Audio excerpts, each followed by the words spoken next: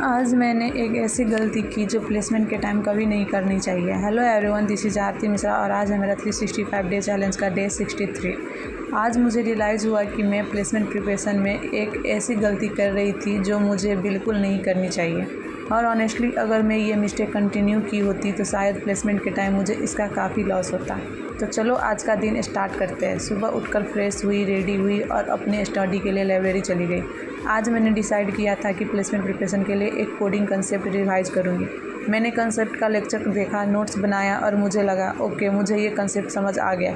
लेकिन फिर मैंने सोचा चलो अब बिना नोट्स देखे कुछ क्वेश्चन सॉल्व करके देखते हैं। और यही मेरी रियलिटी चेक हो गई। कंसेप्ट देखते वक्त सब इजी लग रहा था, लेकिन जब खुद से क्वेश्चन सॉल्व करने बैठी तो मुझे समझ ही नहीं आ रहा था कि स्टार्ट कहाँ से करूँ।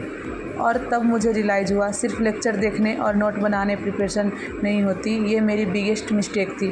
प्लेसमेंट के लिए सिर्फ ये इम्पोर्टेंट नहीं है कि आपको कंसेप्ट समझ आ रहा है। इम्पोर्टेंट ये है कि जब सामने एक क्वेश्चन आए तो आप बिना किसी हेल्प के उस कंसेप्ट को अप्लाई कर पाओ। तो मैं आज से अपना स्टडी मेथड चेंज करने का डिसाइड किया। अब मैं हर कंसेप्ट के बाद लर्न, प्रैक्टिस, रिवाइज, टेस्ट, ये 4 स्टेप्स फॉलो करूँगी। आज भी मैंने कंसेप्ट दोबारा रिवाइज किया और फिर क्वेश्चन सॉल्व किए। पहले क्वेश्चन डिफ़िकल्ट लगे लेकिन धीरे धीरे समझ आने लगे। और ऑनेस्टली आज का बिगेस्ट लेसन कोडिंग से भी ज़्यादा इम्पोर्टेंट था। Don't confuse watching with learning.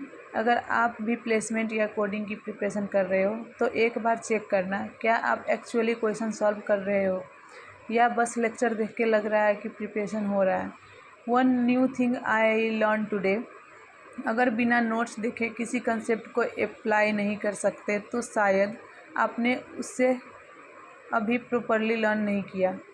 आज मेरी मिस्टेक यही थी, लेकिन अच्छी बात यह है कि मुझे ये मिस्टेक प्लेसमेंट से पहले रियलाइज़ हो गई। तो आप लोग प्लीज़ ऐसे मिस्टेक मत करना। जैसे जैसे पढ़ते जाओ, लेक्चर देखते जाओ, उसके हिसाब से अपना नोट्स भी बनाना और साइड बाय साइड अपने एक क्वेश्चन भी सॉल्व करना।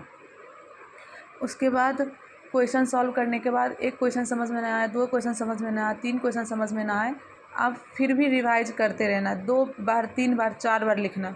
एक बार ना एक बार वो हो ही जाएगा। और ये मैं सच बता रही हूँ, प्रैक्टिस बिना कुछ भी नहीं हो सकता।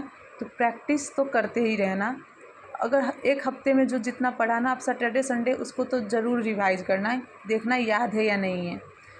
तो मेरा डे 63 ऐसे ही कंप्लीट होता है। देखते हैं क्या नए सीखने को मिलता है। मिलते हैं नेक्स्ट डे 64 में। Thank you so much for watching. Bye bye guys, bye bye, see you soon in the next blog.